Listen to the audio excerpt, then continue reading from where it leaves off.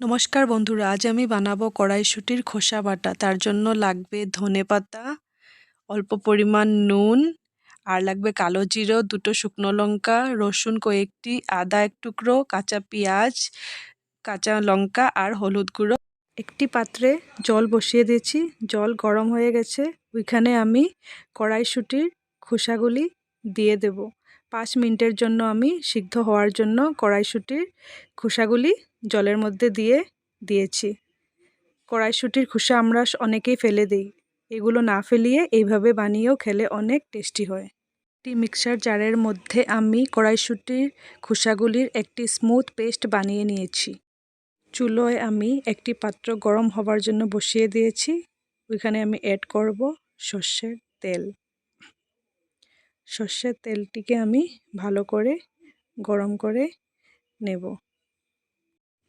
তেল গরম হয়ে গেছে। তেল গরম হওয়ার পর আমি অ্যাড করব এখানে কালো জিরে।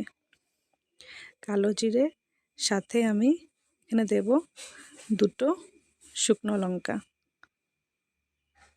এখন আমি ভালোটিকে তেলের সাথে এগুলোকে নাড়িয়ে চাড়িয়ে নেব। আমি কড়াইয়ের মধ্যে দেব পেস্ট করে রাখা কড়াইশুঁটির খোসা। এগুলোকে ভালো মতো তেলের মধ্যে দিয়ে নাড়িয়ে চাড়িয়ে মিশিয়ে নেব। তারপর আমি এই খোসা বাটার মধ্যে অ্যাড করব অল্প পরিমাণ হলুদ গুঁড়ো।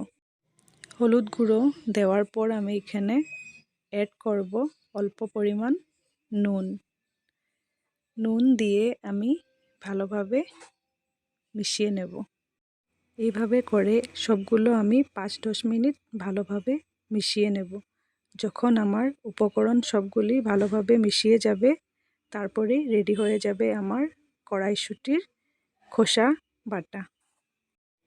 রেডি টু সার্ভ আমার কড়াইশুঁটির খোসা বাটা। অনেকেই অবশ্যই বাড়িতে বানিয়ে দেখছেন, আর যারা বানান নাই তারা অবশ্যই ট্রাই করে দেখবেন। অনেক মজার রেসিপি।